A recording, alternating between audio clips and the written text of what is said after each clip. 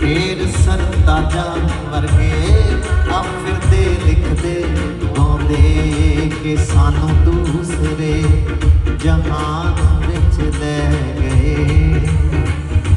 ਕੋਈ ਸਦੀਆਂ ਪੁਰਾਣੀ ਗੱਲ ਕਹਿ ਗਏ। ਇਹਨਾਂ ਸਫਰਾਂ ਦੇ ਕਿੰਨੇ ਕੁ ਮਕਾਮ ਨੇ, ਛਿੱਟੇ ਨੂਰ ਦੇ ਅਸਾਂ ਦੇ ਮੱਥੇ ਪੈ ਗਏ। ਉਹ ਪਲ ਘੜੀਆਂ ਦਿਨ ਰੁੱਤ ਆਲਮ ਅੱਜ ਵੀ ਨਵੇਂ ਨਵੇਲੇ ਪਾਵਨ ਵੇਲੇ ਜੀ। ਪਹਿਲੀ ਵਾਰ ਨਿਗਾਹਾਂ ਮਿਲੀਆਂ ਕਰ ਗੈਰੂ ਨਾਲ ਮੇਲੇ ਸੱਜਣ ਸੁਹੇਲੇ ਜੀ।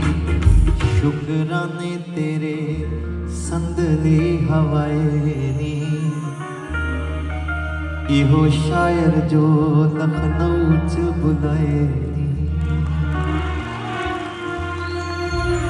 ਆ ਸ਼ੁਕਰਾਨੇ ਤੇਰੇ ਸੰਦਲੀ ਹਵਾਏ ਨੀ, ਛੱਲੇ ਵਾਲਾਂ ਦੇ ਰੂਹਾਨੀ ਜੋੜਾਏ ਨੀ। ਤੈਨੂੰ ਕਾਸਦ ਬਣਾ ਕੇ ਕਿਸ ਭੇਜਿਆ, ਕੋਈ ਅੰਬਰੀ ਪੈਗਾਮ ਪਹੁੰਚਾਏ ਨੀ। ਮਹਿਰਮ ਜਿਹਾ ਬਣ ਕੇ ਮਿਲਿਆ ਰਹਿਬਰ ਹੋ ਗਿਆ ਅਖੀਰੀ, ਹਸਤੀ ਤੇ ਦਸਤਕ ਦੇ ਕੇ ਦਰ ਖੁੱਲਦਾ ਪਿਆ ਅਖੀਰੀ। ਭਾਵੇਂ ਸੁਣੀ ਨਾ ਬੁਲਾਵੇ ਤਾਂ ਵੀ ਆਉਣਗੇ, ਆ ਦੇਖ ਪਿਆਰ ਵਾਲੇ ਪਿਆਰ ਤਾਂ ਜਤਾਉਣਗੇ।